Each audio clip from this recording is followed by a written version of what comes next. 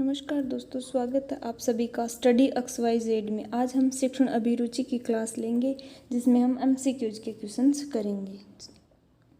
हमारा पहला क्वेश्चन है, शिक्षण अभियोग्यता का अर्थ है शिक्षक बनने की इच्छा, शिक्षण कार्य में लगन, शिक्षक का कार्य करने हेतु अपेक्षित सभी योग्यताएं या फिर नॉन। तो इनमें जो अपना करेक्ट आंसर होगा वो होगा शिक्षक का कार्य करने हेतु अपेक्षित सभी योग्यताएं। अगला क्वेश्चन है,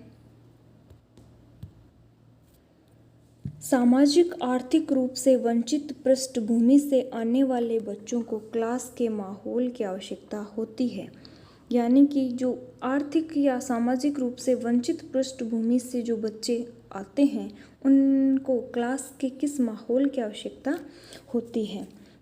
ऑप्शन देखें, ए है चाइल्ड को उनकी क्षमताओं के आधार पर वर्गीकृत करता है। सेकंड ऑप्शन है उन्हें अच्छा व्यवहार सिखाता है। अगला ऑप्शन है उनके सांस्कृतिक और भाषाई ज्ञान को महत्व देता है तथा उनका उपयोग करता है। डी है उनकी भाषा के उपयोग को हतोत्साहित करता है ताकि वे मुख्य धारा की भाषा सीख सकें।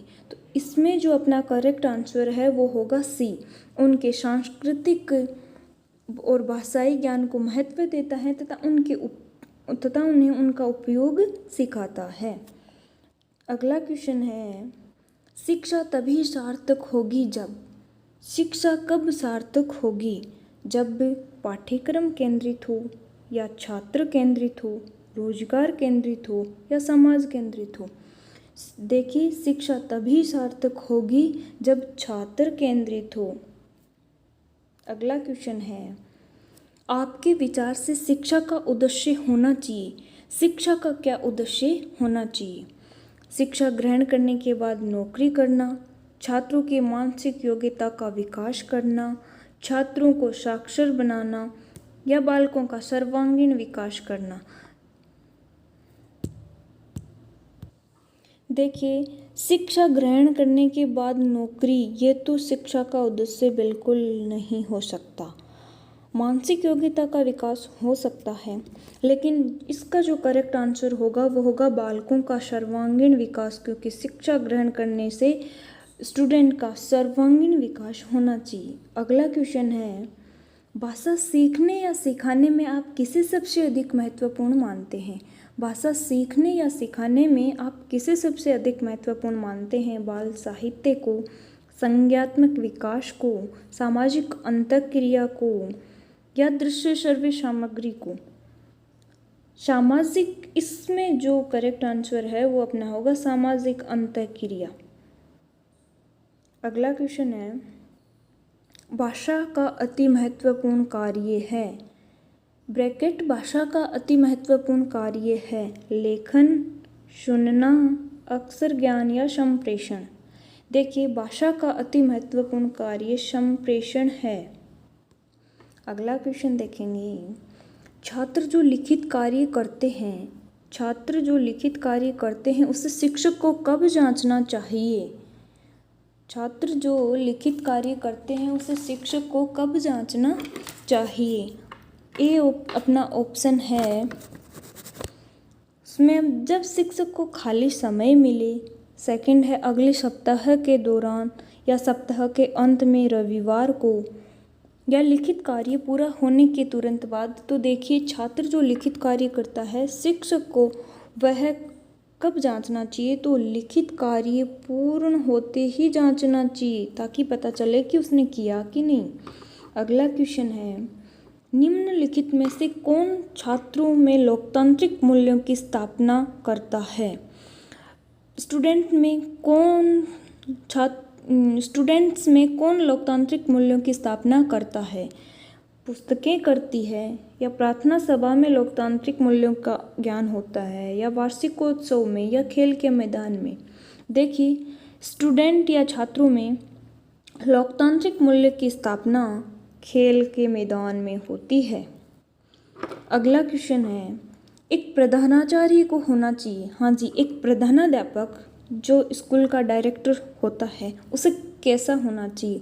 छात्रों के लिए प्रेरणादायक होना चाहिए, या अध्यापकों के लिए समानता का भाव रखने वाला होना चाहिए, कुशल प्रबंधक होना चाहिए, या फिर ये सभी गुण होने चाहिए उसमें। देखिए, एक प्रधानाचार्य में ये सभी गुण होने चाहिए। वे छात्रों के लिए प्रेरणादायक भी होना चाहिए, अध्यापकों के लिए समानता का भाव रखने वाला भी होना चाहिए, कुशल प्रबंधक भी होना चाहिए। तो इसका करेक्ट आंसर होगा ये सभी। अगला क्वेश्चन है, आपके अनुसार शिक्षण की योजना पद्धति होनी चाहिए। हाँ जी, शिक्षण की जो योजना पद्धति है, पढ़ाई का कार्य किस प्रकार का होना चाहिए? शिक्षक केंद्रित हो, प्रोजेक्ट केंद्रित हो, पाठ्य केंद्रित हो या बालक केंद्रित हो। शिक्षण का जो कार्य है वह होना चाहिए जिसमें बालक केंद्रित हो।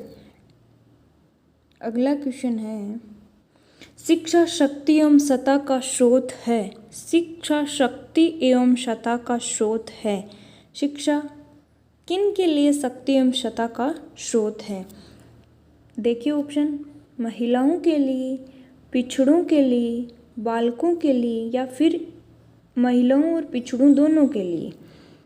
तो इसका जो करेक्ट आंसर है वह होगा ए और बी दोनों। नेक्स्ट क्वेश्चन देखते हैं, किस प्रकार का कक्षा नेतृत्व सबसे उत्तम माना जाता है? हाँ जी, एक छात्र का नेतृत्व अपनी क्लास में किस प्रकार का होना चाहिए कि वह उत्तम हो? ऑप्शन देखेंगे, प्रभुत्ववादी, सभी का मिला जुला रूप, लोकतांत्रिक या परियोजनवादी। देखिए, कक्षा नेतृत्व सबसे उत्तम वही माना जाता है जो लोकतांत्रिक हो।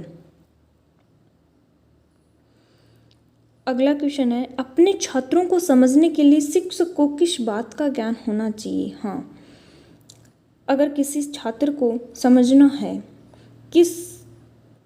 समझने के लिए शिक्षक को किस बात का ज्ञान होना चाहिए? बाल मनोविज्ञान का, बालक कैसे सीखता है, बालकों की अभिरुचियाँ और प्रवृत्तियाँ, या फिर ये सभी। देखो, शिक्षक में ये सभी गुण होने चाहिए। बाल मनोविज्ञान का ज्ञान भी होना चाहिए, बालक कैसे सीखता है ये भी उसे पता होना चाहिए, बालकों की अभिरुचि और प्रवृत्ति का भी उसे ज्ञान होना चाहिए। तो ये सभी गुण होने चाहिए उसमें एक छात्र को समझने के लिए। नेक्स्ट क्वेश्चन है, निम्नलिखित में से कौन से सामाजिकरण के गुण वाहक हो सकते हैं? सामाजिकरण के गुण वाहक कौन से हो सकते हैं?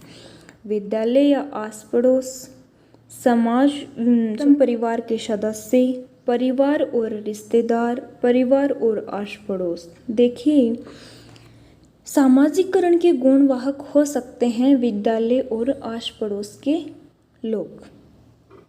अपना नेक्स्ट क्वेश्चन है, ग्रामीण क्षेत्रों के उत्थान का लक्ष्य होना चाहिए। ग्रामीण क्षेत्रों के उत्थान मतलब विकास का लक्ष्य होना चाहिए। प्राइमरी एवं प्रौढ़ शिक्षा का प्रसार होना चाहिए, नगरीय सुख सुविधाओं का विस्तार होना चाहिए, उच्च शिक्षा का प्रसार होना चाहिए, या फिर ये सभी।